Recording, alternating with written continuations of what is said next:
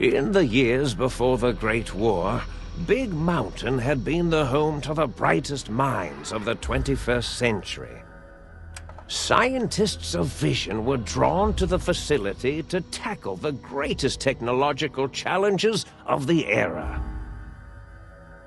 They sought to create a new world, fueled by technology for the benefit of all mankind.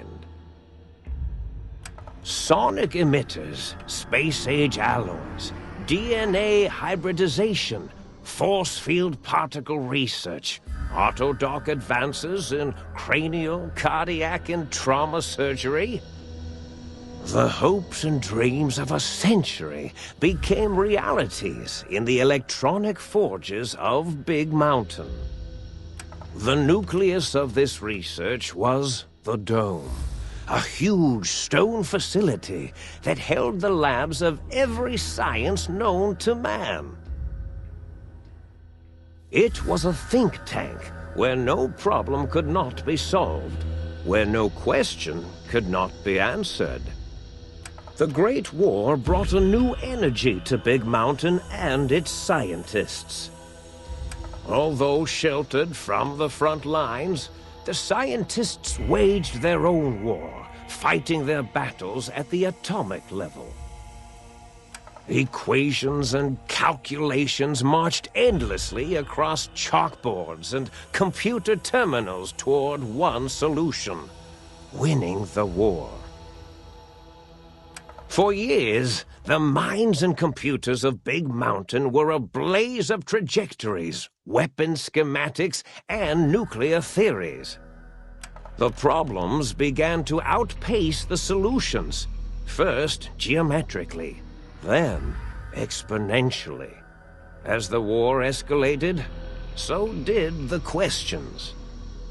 On the night of October 23rd, 2077, the scientists received an answer that put all their questions to rest. In the aftermath, Big Mountain's silent experiments went to sleep, their creators slowly dying in the new world that had been left behind. And the great stone in the middle of the Big Empty lay untouched, filled with countless technological wonders. Wonders that, in the end, had been answers to the wrong question.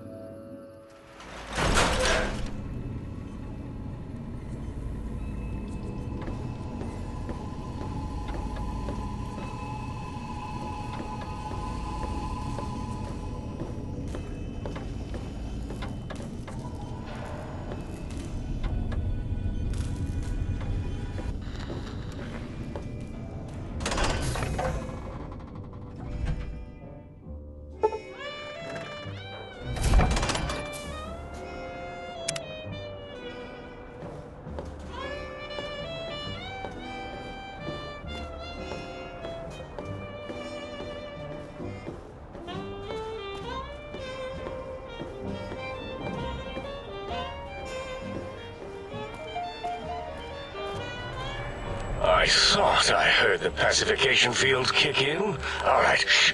Nobody move. I'll handle this. Be warned, intruder. You are in the presence of the mighty think tank of Big Mountain. The collective geniuses of... We...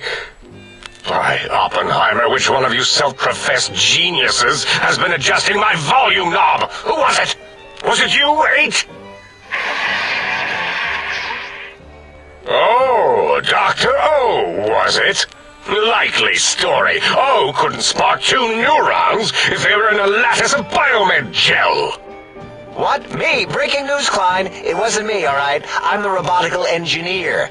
Aid is sound waves. That's his specialty. You always do this. You always demean me in front of guests. And it's not O, all right? It's... Enough! Either of you do it again, it'll be the last time. Now... Great. Now I forgot what I was saying. What was I talking about? Did it just say something? Anyone catch that? Boros, you work with animals. Translate. It's a lobotomite. Here, in the dome. Oh, as if this situation couldn't get any worse. Now we've got lobotomites. Gala, get the spray before it excretes all over everything. Dr. Klein, if my hypothesis is correct, this lobotomite is the repository of the brain we sent the signal to, the skin envelope once containing it. If so, it's proof that there may indeed be something beyond the crater. Just look at it. The way it blinks. It's like a big, hairless teddy bear. I know what it is, Dollar. I want to know why it's down here. With its limbs all over everything. And are those penises I see wriggling on its feet? Disgusting. I believe those are toes, Dr. Klein. Little teddy bear toes. Penises are much larger than those tiny extremities. Not that I would know. I don't recall the human penis ever being that large. It depends on one's own frame of reference, Dr. O. Look at its little nose with its 2 orifices for ingesting oxygen. Noses? Why, the great static. These lobotomites confound me with their sheer number of useless extremities. Now it's holding up an array of fully erect hand penises. If it tries to insert them, activate vivisectors. Dr. Klein, wait. I don't believe those gestures were random. Random at all. It's been following our conversation. The lobotomite understands us. I agree with Boros's histrionic findings. This little lobotomite is unusually attentive for something whose brain has been extracted. Nonsense! Lobotomites can't comprehend us! Ace, have you been in the mentats again? If we slow down our oral processoreceptors to understand this excretion, we'll all be rendered ignorant. All of you, power down, shut up, and let me prove once and for all how wrong you all are. As usual. Lobotomite, do you understand me? Can you speak?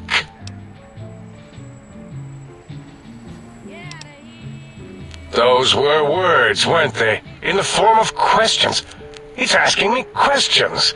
Is this some kind of trick? Our efforts have turned against us. In playing God, we created a monster. Perhaps as we were ruthlessly lobotomizing it with our cutters, we filled this skin envelope with awareness. A teddy bear with new stuffing. Wait. If what you're theorizing is this lobotomite understands us, can reason with us, then this may be just the answer we've been looking for. At last, a chance to... Dr. Klein, a transmission from the Forbidden Zone, coming right at us. It can only be... If it isn't my old colleagues, the mighty think tank of Big Mountain. Big fools, all of you.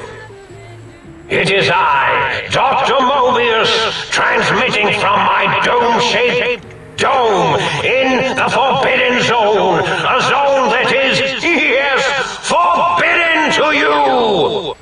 Even now, my deadly robo-scorpions swarm across Big Mountain with their pincers and pointy laser tails.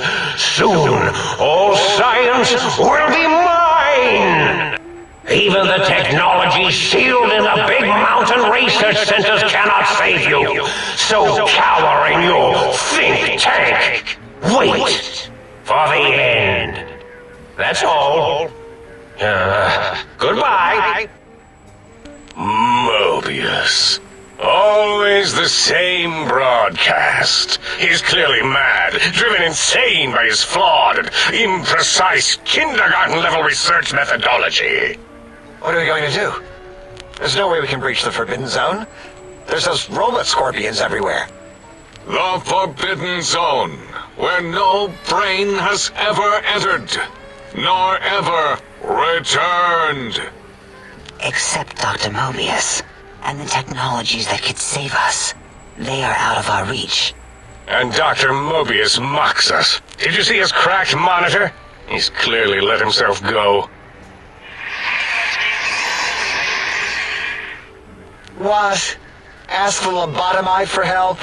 Hey, I think you need the fluid levels in your logic assist pumps checked. If this lobotomite responded, Dr. Klein, then it is clearly intelligent, perhaps even displays heretofore unknown levels of helpfulness. But what of its brain? We scooped that out. We don't even know where we left it. And for putting it back in, none of us have the knowledge. Yes, but it's still aware and responsive. Look at it. It's regarding us even now, with its big teddy bear eyes. If we ask it politely, and leave the part about the unnecessary, ruthless lobotomizing out, it might be favorably disposed to us.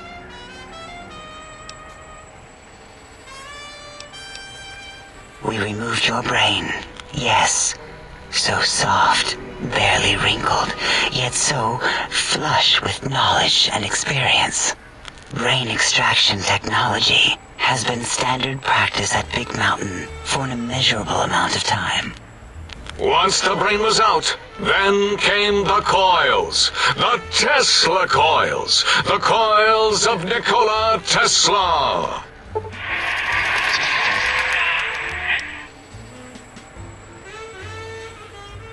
Yeah, Abe, no need to brag. Wherever your brain is, it's transmitting thoughts to you through the Tesla coils in its head. This is fortunate in many respects. If your brain was anywhere in the dome, why, you could access your aggression centers. Circumventing the pacification field. This is a no-no. We have never been in a fight. We do not want that. Reminds me of my days in American High. And Richie Marcus.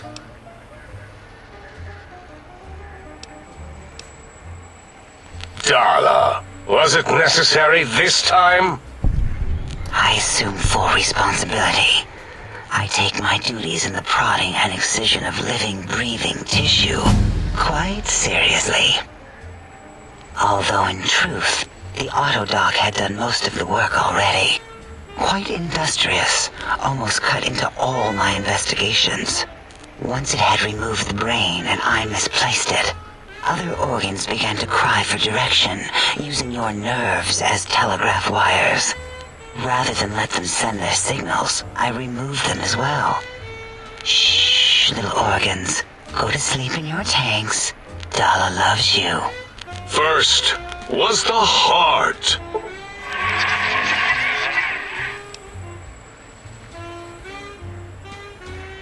Wait, I mean, second was the heart. Brain was first. Third was the spine.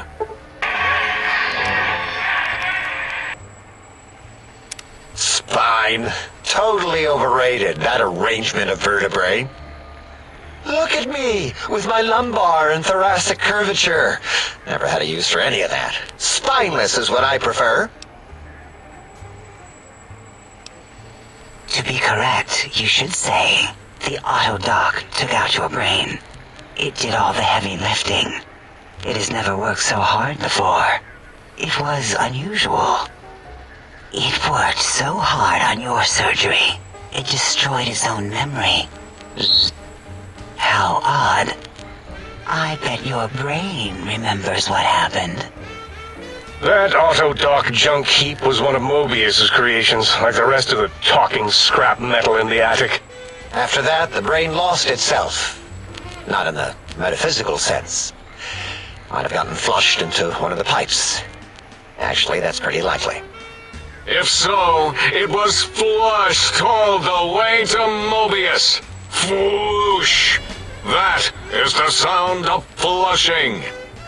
By the Fisher of Rolando, enough of this biological surgery talk. Lobotomite, listen to my voice. It denominates me to ask, but we need your help. In most probable of probabilities, our enemy, Mobius, has your brain. This is not good. He will most likely come after our brains next. We want you to stop him, somehow, with science.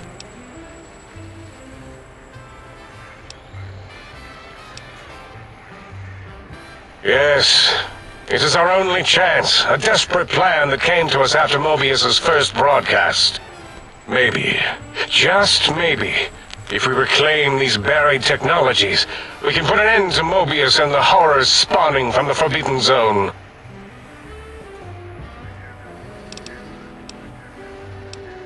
The plan is very complicated. We are still calculating how it would work if it succeeded. That is our part of the plan. No. You are equipped to retrieve the technologies with your primitive form. We are not. It's kind of embarrassing. You have hands, and a heartbeat, sort of. And eyes, mostly the hands. There's door handles and lockers and... Enough! We need your help. Will you help us? Excellent. This is turning out much better than the activate the retreat protocols and cower in my room idea I had earlier. Agreed. Oh, and I've used my robotical knowledge to, transmit the radio map waves to... Settle down, 8. I would have gotten it in a second, all right? 8's transmitted the last known coordinates of the research centers. They, well, move sometimes. Or get buried. Or blow up. 8 is correct. All we need are the schematics. This does not mean we do not want the cold hard technology, however. So do not give in to your biological tired laziness and decide you would sweat too much carrying them. You have a new spine. Use it. And even if you die in the act of reclamation, simply reaching them will auto-transmitify the schematics to us. That is still good. For us. The technologies are the X2 transmitter antenna array, used to focus coherent thought at excessively high frequencies. The psychoanalytic, cardiac dampening, sneaky stealth suit. A suit like nothing this world has ever heard, seen, or could ever see.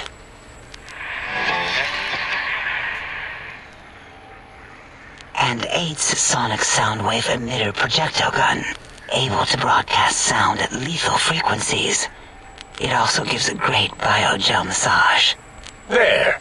We have informed you of all we need. We estimate if you are focused, your time investment will be minimal, by our standards. If you work quickly, you will be the recipient of a gesture of gratitude from us. We do not bestow these old-world gestures lightly. Our intentions exactly. The important thing is you rush quickly through this task so as not to waste our time. Do not get curious, or you will end up like the cat of Schrödinger. We feared you would be tempted to explore Big Mountain Crater and examine the many amazing non-mandatory research labs that lie off your designated path. The many such optional explorations are discouraged. Work hurriedly as if you have blinders on, and leave curiosities and items of interest alone. So many sciences and developments. Pass them by. Let impatience and the desire to simply finish, to end it all quickly and carelessly guide you. Right you are, 8. In our test results, we'll make a note about how quickly you ran our maze. Nobel challenge. After all, there will be plenty of time afterward to partake of the experiments once our bidding is done.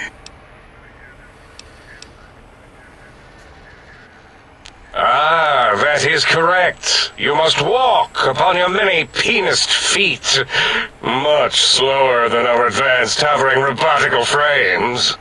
The little teddy bear could always run right into the pylon perimeter on its thick, turgid feet, returning it to us quickly and directly. The radar fence that surrounds the Big Mountain Crater will protect you from straying beyond the facility.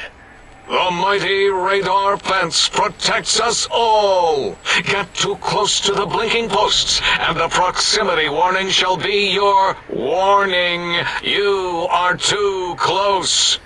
If you get near it, your vision will blur as the electrodes in your head shut off one by one. Click, click, click. Possible memory loss will occur, along with long-term nerve degradation. It is tied to not having a brain attached to your nervous system, but the nerve degradation is nothing to worry about. Such degradation would take many lifespans to become evident, and all biology dies. Such tiny inconveniences are less than the greater convenience and conveyance. You see, if rendered unconscious by the pylons, you will be returned to the sink, seemingly instantaneously, by your deadened perceptions. Oh, Dr. Klein? Dr. Klein? If I may intersect for a moment. What is it? The lobotomite is asking me things, and I'm trying to ignore them. My processors can't ignore you both at the same time. Well, you know how we asked it to fetch the sonic emitter thing? Turns out we already have it. What are the odds? What is this, a high school science fair? Get your act together. You're making us look like a collection of round earthers. You're always yelling. My receptors can't take it anymore. And neither can my feelings. I am yelling because you contaminated specimens can't keep your probes off the volume knob on my voice module.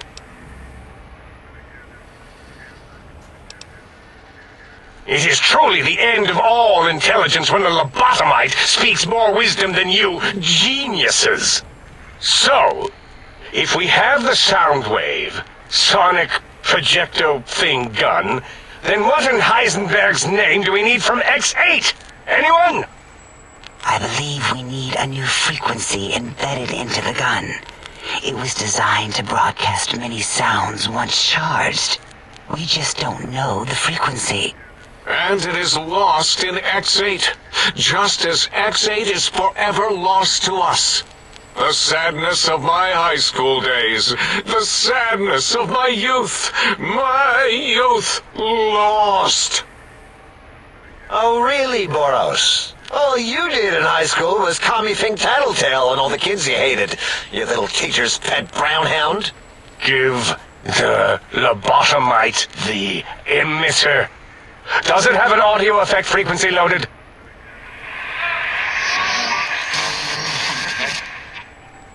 Oh, I don't think so. Wait. What is he doing? I think he's sonjaculating into the gun, getting it warmed up.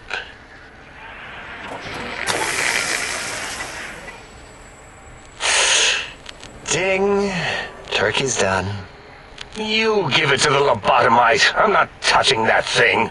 Oh, I don't think so. I'll do it if you two are going to be ashamed of your own technological needs. Let me give it a little sonic sterilization first. Ooh.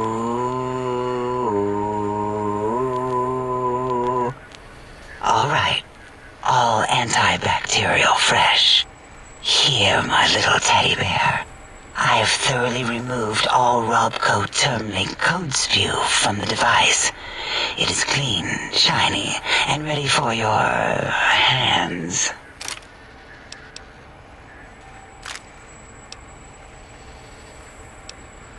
Yes, I believe Watt's electronics tended to make the battery shelf life on the low end. They certainly did. Batteries for my vivisectors would always come up short right before climax. I think Watts manufactured holodiscs. Or was it holotapes? Never can keep those two straight. Anyway, we're out of small energy cells. Dala? You have some? Why do we... Actually, never mind. I don't even want to know. And no, I don't want to handle your batteries. Just pass them on to the lobotomite yourself.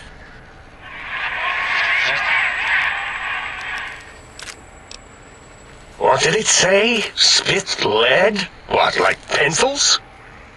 Oh, I think it wants a combustion pistol. A gun? Are you mad? We can't give it a gun. Guns kill. Leave big open holes in you that are like sores, but worse. Dr. 8 is correct. We already have given the teddy bear a lethal sonic death ray, filled with his sonic ejaculate and sterilized by my soft oohing. Giving the teddy bear a gun would be the equivalent of following a glass of hemlock with an Abraxo chaser. Delicious and redundantly deadly. If we're going to bring the Socratic method into it, fine. Give the Loboto bear a combustion gun. Burroughs, don't you have something like that? Are you mad? We can't give it a gun. Guns... Wait, I said that already. Yes, I have the Cyberdog gun, with the little floppy metal ears and the curious nose sensor. Here. Fine. Done. That gun makes me uncomfortable anyway. Always worried it's going to hump my chassis. Anything else, lobotomite? Fine. Boros, more ammo. The good stuff.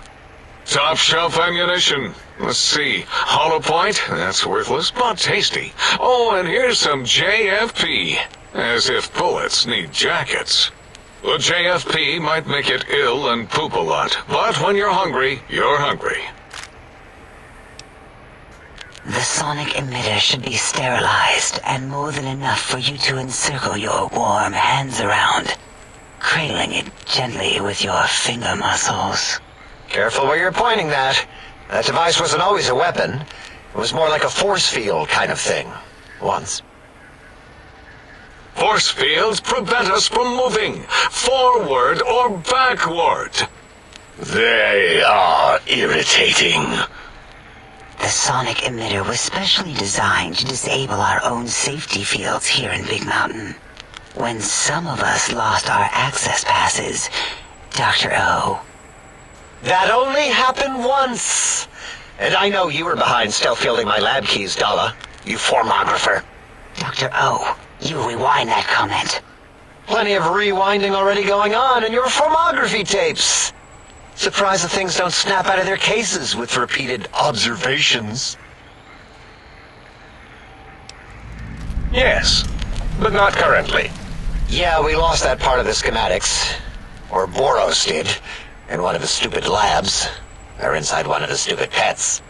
It is lost. All questions lead to this conclusion. The blue fields within Big Mountain shall be fielded with force. Forever.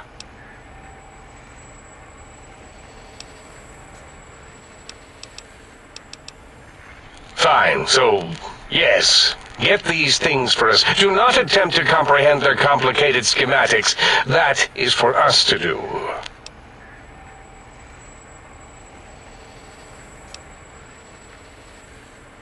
Well, good. What are the token words spoken in this case? Thank you? Yes. Thank you. Wait, is it leaving? But, Dr. Klein, the lobotomite will need rest, recuperation, things like that. I volunteer my chambers, so it might be stared at. My monitor radar slowly scanning its form to collect sensitive data. No! That would put it too close to us. It could press buttons, turn lights on and off, and worse, let other lobotomites in. We could give it Mobius's old room. That's where its brain got scooped out anyway. And plus, some of its parts are already there. Might be more comforting for it to hang out with its spine and heart. Home is where the heart is, after all. See what I did there? Wet literal. I suppose. We'll have to move that couch out of there. Been putting that off too long.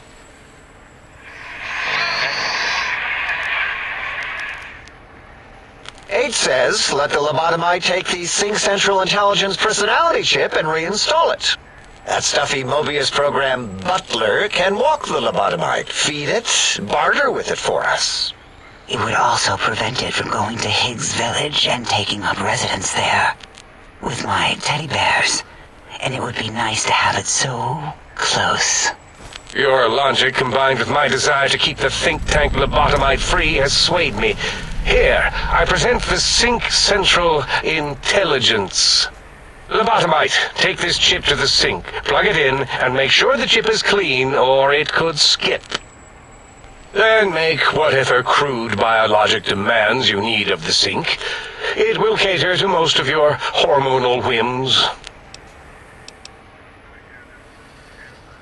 I cannot dispute your logic. Do we have objects to activate the chip's exchange routines? What, like stuff? Things? Yes, things. I don't know. Might be some old Nuka-Cola or Sunset Sarsaparilla bottle caps lying around. It's not currency per se. Still might be enough to trick the thing's trade routines. Mobius put that test line for caps in the code as a debug command, I think. I don't believe that was Mobius's reason. His wild speculation concerning post-Holocaust economic systems was quite extensive and of high decibel. Enough! Surrender these so-called bottle caps, Nuka and Sunset alike. In their role as things, they will serve as adequate test subjects. All right, here, cap away. Hope that stupid chip chokes on them.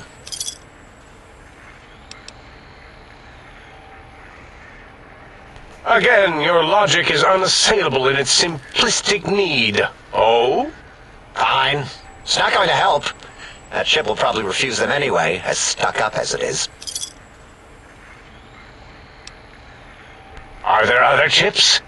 Are you echoing what he said, or are you asking for real? He's asking, yes. Dr. Klein, there are many other personalities. If you recall, you hurled them off the sink balcony after your argument with Mobius. It is not an argument if one is clearly right and the other is clearly wrong. I remember now. Yes, lobotomite. There are other chips. If you want, find them. I believe they're stored on holotapes in many of our facilities. But you should stay out of those. No exploring and discovering things.